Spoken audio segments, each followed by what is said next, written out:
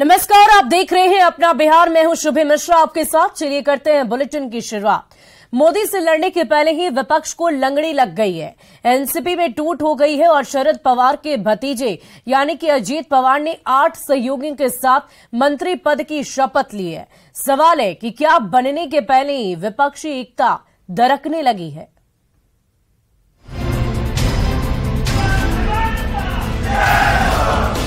तो जुलाई 2023 को महाराष्ट्र की राजनीति में जो हुआ उसकी किसी ने कल्पना नहीं की होगी।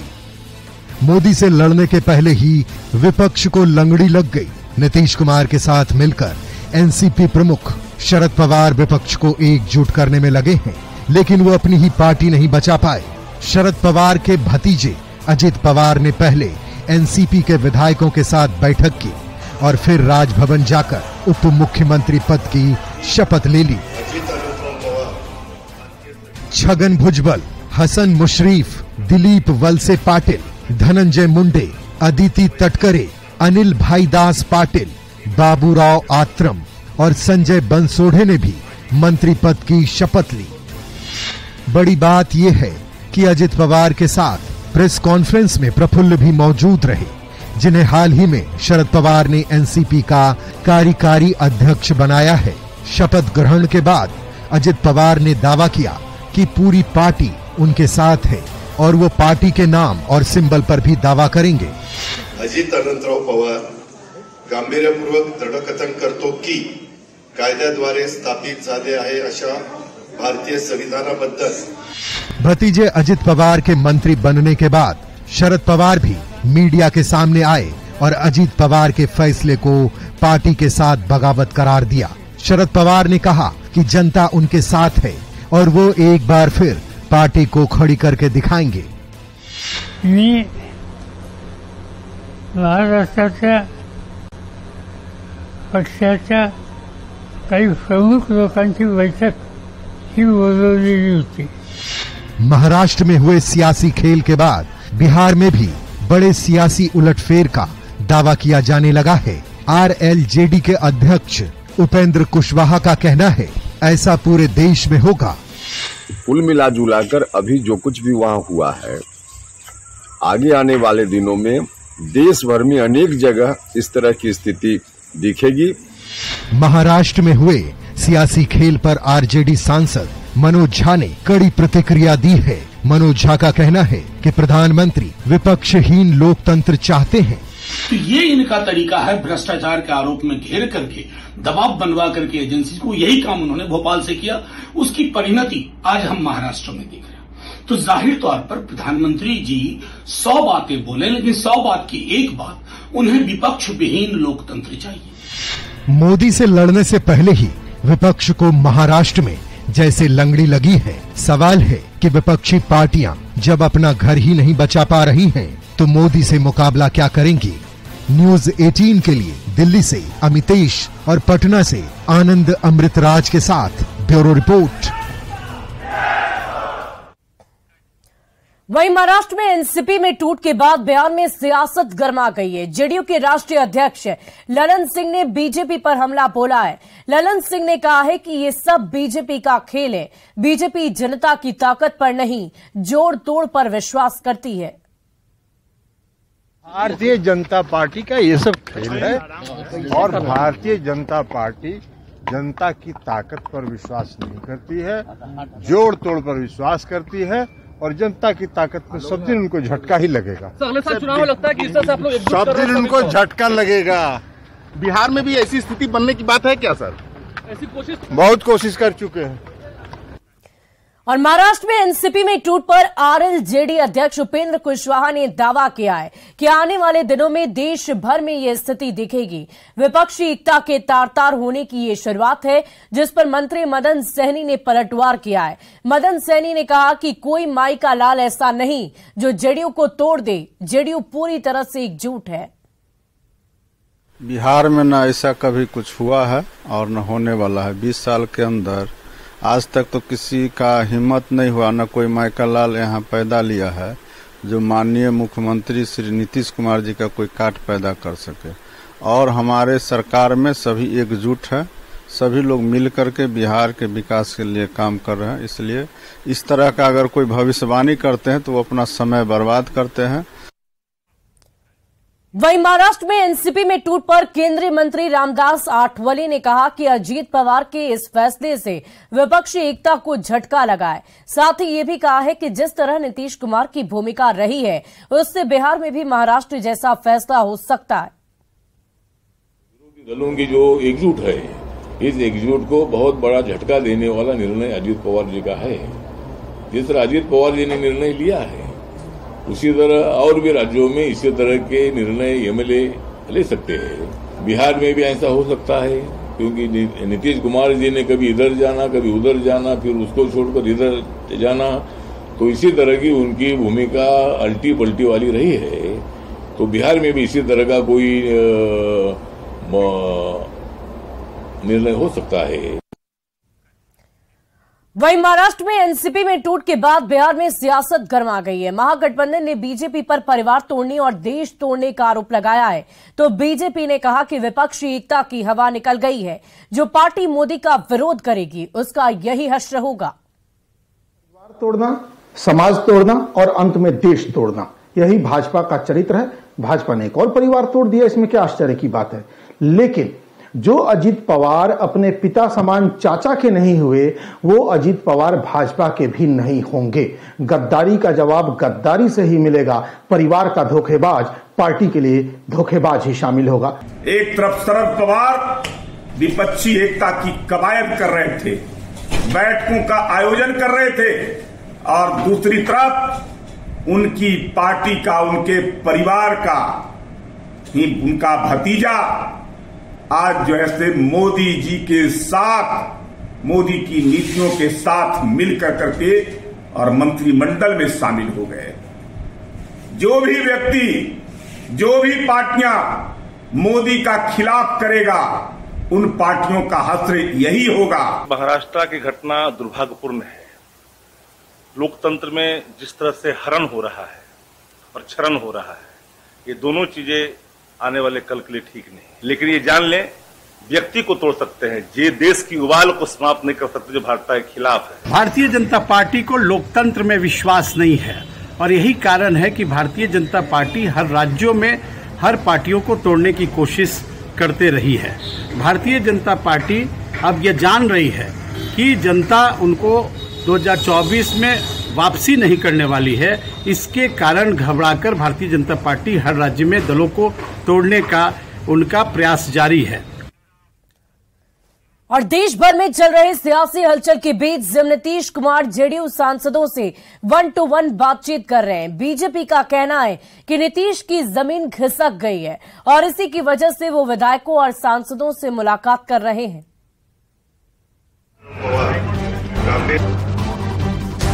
एक तरफ महाराष्ट्र में एनसीपी के 9 विधायक मंत्री पद की शपथ ले रहे थे, दूसरी ओर मुंबई से करीब 1700 किलोमीटर दूर पटना में बिहार के मुख्यमंत्री नीतीश कुमार अपनी पार्टी के सांसदों से 1-to-1 मुलाकात कर रहे थे।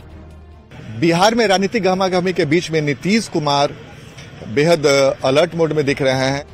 पार्टी नेताओं के साथ नीतीश की बातचीत का ये सिलसिला केंद्रीय गृह मंत्री अमित शाह के बिहार दौरे के बाद शुरू हुआ। 29 जून को अमित शाह बिहार आए और 30 जून से नीतीश कुमार ने विधायकों से बातचीत शुरू कर दी। नीतीश कुमार ने पहले एक विधायक से बातचीत की और अब एक कर सभी सांसदों से मिल रहे हैं। सुबह सुबह पहले कटिहार सांसद दुलाल चंद गोस्वामी सीएम आवास पहुंचे। उसके बाद वाल्मीकि नगर सांसद सुनील कुमार और जहानाबाद सांसद चंद्रेश्वर चंद्रवंशी भी सीएम आवास पहुंचे। राज्यसभा सांसद अनिल हेगड़े भी सीएम आवास पहुंचे थे। नहीं, कुछ नहीं है, कोई आशंका पर बातचीत नहीं है। और आदरणीय मुख्यमंत्री जी, बीजेपी के द्वारा जो काज किया जा रहा है, दुष्प्रचार किया जा रहा है, उसके लिए उन्होंने कहा है कि मजबूती के साथ लड़ने के लिए आप लोग तैयारी कीजिए।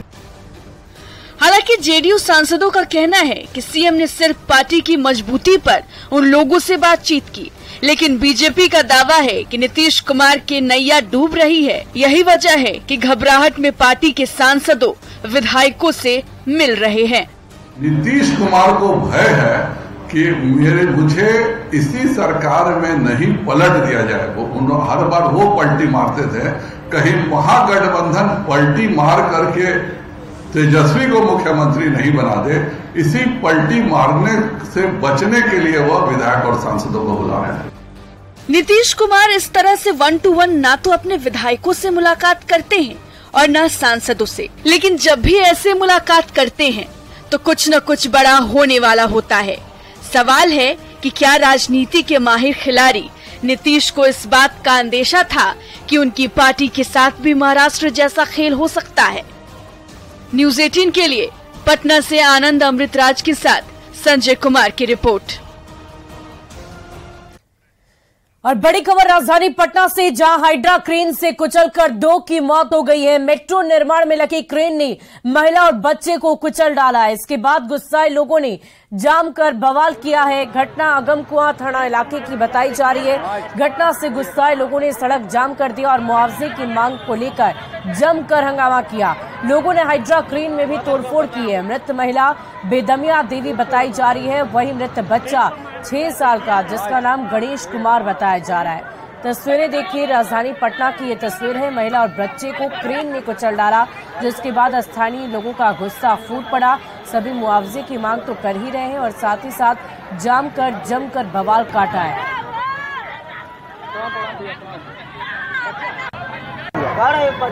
लेडीज सुते हुए थे, वो आया डिलीवर, देखा नहीं, पूरा स्पीड में आया, वो चढ़ाई निकल गया और चढ़ा दे चिचियाया, उतने पर कुत्ते भाग गया। बताइए, बाइको नहीं किया है गाड़ी से। हाँ, ये गाड़ी से। जीवन दीप हॉस्पिटल NH के समीप जो है मेट्रो जो बन रही है, उसी मेट्रो गाड़ी जो थी हाइड्रा गाड़ी, उसी से एक महिला को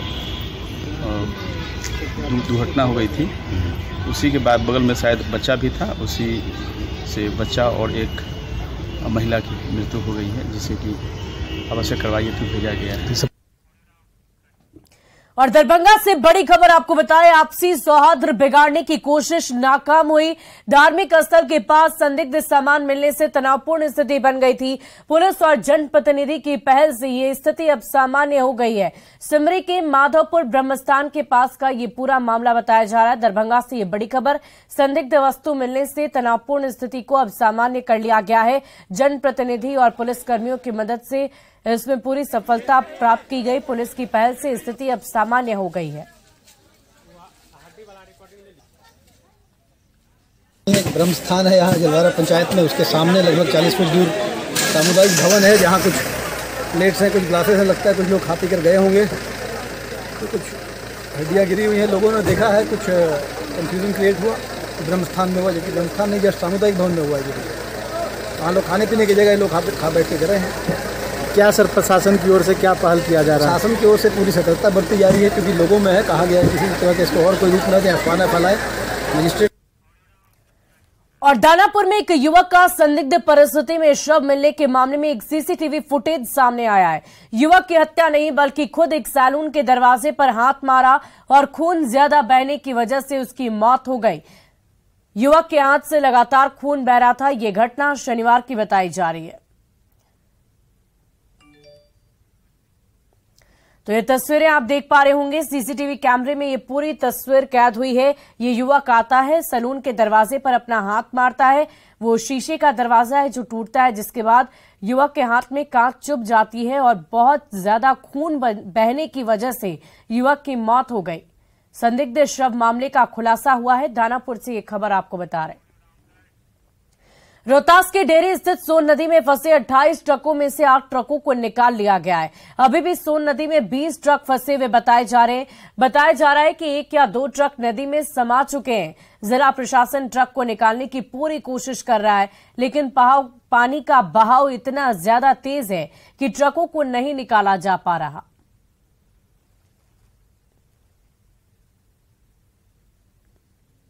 निकालने का जितना कोशिश करना चाहिए उतना कोशिश किया नहीं जा रहा है। प्रशासन से कोई मदद मिल नहीं रही है और घाट संचालक जितना कोशिश कर सकते थे, उनके पास जितना व्यवस्था था उतना कर रहे हैं, लेकिन उससे हम लोग का कुछ नहीं हो पा रहा है। इसलिए कार्य जो है बाधित हो गया। सुबह से भी गाड़ी निकला है, कल भी गाड़ी निकला है, टोटल 8 गाड़ी निकाले हैं। आगे का प्रयास पानी कम होगा, फिर मशीन लगेगा, टोचन बनाएगा, गाड़ी निकलेगा। और नवादा में फिरौती एवं अपहरण के एक मामले का पुलिस ने खुलासा किया है। पुलिस ने कुल मिलाकर 6 अपहरणकर्ताओं को गिरफ्तार कर लिया। साथ ही पुलिस ने इनके पास से अपहरण और लूट में शामिल कई सामानों को बरामद किया है। 25 जून को कादरगंज में अपराधियों ने निवास कुमार को अगवा कर 2 लाख की फिरौती मांगी थी और फिर अपराधियों ने फिरौती लेकर निवास कुमार को छोड़ दिया था। अपराधियों के पास से एक देसी कट्टा और 3 जिंदा कारतूस भी बरामद किए गए। कांड का उद्भेदन करते हुए कुल 6 अभियुक्तों को गिरफ्तार किया गया है और उनके पास से नगद 30,000 रुपया, लैपटॉप, मोबाइल और जो फिरौती का पैसा दिया गया था उससे जो सोना खरीदे थे, सोने का रिंग, वह बरामद हुआ है। मोटरसाइकिल बरामद हुआ है और घटना में जो कार प्रयुक्त हुआ था लाल रंग का टाटा नेक्सन गाड़ी, वह बरामद हुई है। यह पुलिस के लिए एक बहुत बड़ी उपलब्धि है। और दरभंगा के बहेरा थाना क्षेत्र की छोटकी बाजार से मोहम्मद हबीबुल्लाह के पुत्र शमीउल्लाह को एनआईए हिरासत में लेकर पूछताछ करने के बाद पीआर बॉन्ड भरवाकर छोड़ दिया गया है। एनआईए ने करीब 4 घंटे तक बहेरा थाने से पूछताछ की और बॉन्ड भरवाकर छोड़ दिया। मोहम्मद शमीउल्लाह से पूछताछ के बाद एनआईए ने कई और युवकों को हिरासत में लिया और पूछताछ की है। आपको बता दें कि एनआईए की टीम सुबह सुबह शमीउल्लाह को हिरासत में लिया था। जानकारी के अनुसार शमीउल्लाह पटना के एक मदरसा में रहकर पढ़ाई करते थे। वो अरबी भाषा में ट्रांसलेट करने का काम किया करता था। शमीउल्लाह का संबंध मुंबई में रहने वाले किसी शख्स के साथ है और उसका संबंध आईएसआई से बताया जा रहा है। शमीउल्लाह के द्वारा मोबाइल से बातचीत होने की बात सामने आई है और व्हाट्सएप चैट भी मिले। और अगली खबर आपको भागलपुर से बताएं, जहां बब्बरगंज में 8वीं क्लास की एक छात्रा अपने माता पिता और भाई के साथ थाने पहुंच गई।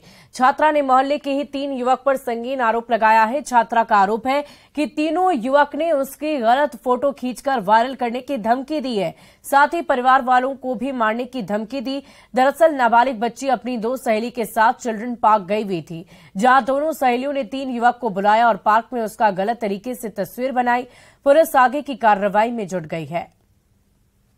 कहाँ फोटो खींचा तुमने? चिल्ड्रन पार्क में। कब ले गया था? सृष्टि लेके गई थी। और लड़का भी था? हाँ, वो पता नहीं था वो कब गया था। उसके साथ तुम्हारा फोटो कौन खींचा? सृष्टि और उसका शंभू। शंभू दोस्त है उसका?